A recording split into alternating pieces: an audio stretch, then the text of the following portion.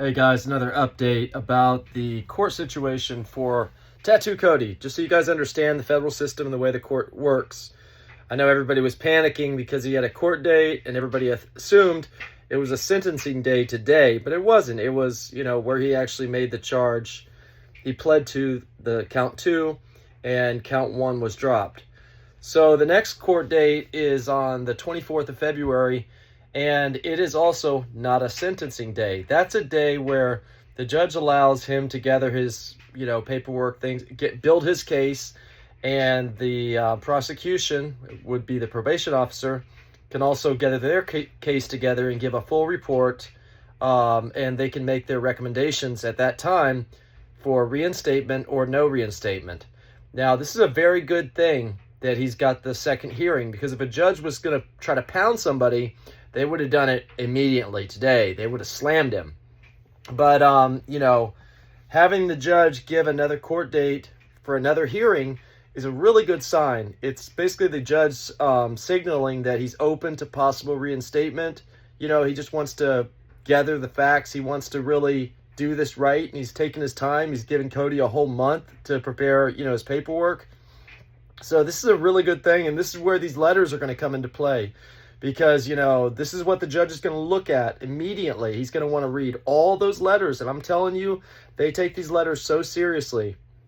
I've heard a lot of naysayers saying, oh, they don't work. Oh, they only listen to family, stuff like that. But, I've been there so many times. And I've written so many thousands of letters for inmates. One thing I like to do is I like to scan the court database, and I like to check for anybody that is actually in federal prison and catches a new charge in federal prison for contraband, like a contraband weapon shot, because most likely and usually it's a setup. The guard is setting him up, and it might just be a plastic spoon filed down or something like that. Well, my argument to the judge, and I do this for people I don't even know, my argument to the judge is number one, it's usually a setup. It's usually a guard trying to give this guy 5 or 10 more years added to his sentence.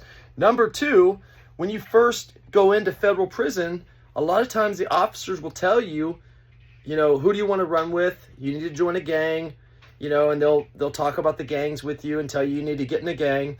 And then they'll tell you to get a knife. So, they're literally telling you this because they cannot manage the safety and security of an institution.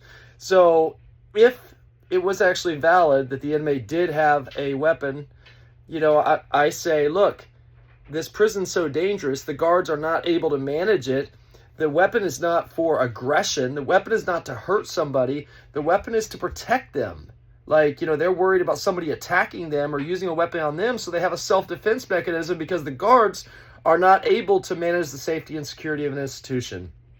But anyways, guys, I can get off track a little bit. So it's a really good thing that we've got until February 24th to get all these in.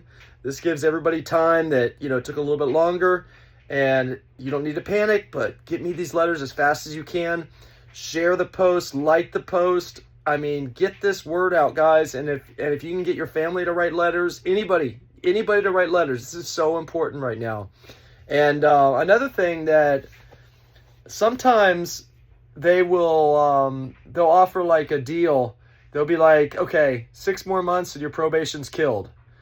And sometimes a lot of guys on probation are so terrified of being on probation, they will tell the judge, look, just send me back long enough to where you can just kill my paper, where you can just finish this right now. I don't want to be on probation anymore. It's a setup.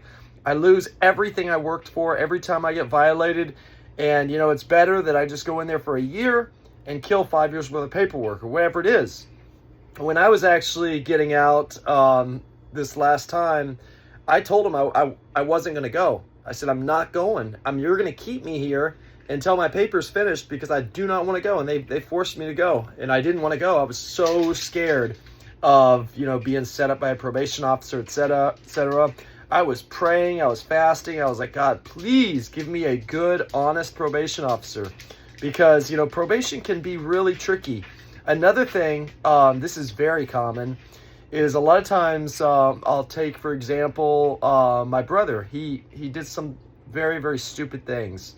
And he was trying to play the I'm crazy game, and he didn't want to, he was going to just drag it out. So they offered him 4 years or 6 years probation.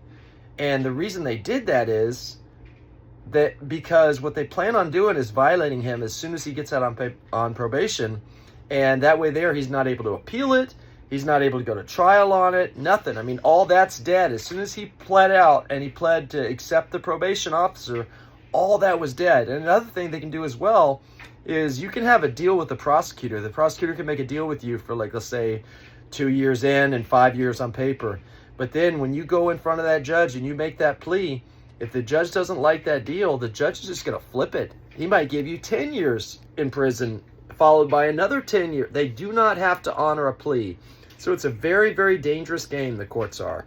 All right, guys, thanks a lot. Wesley Todd, Federal Prison Consulting.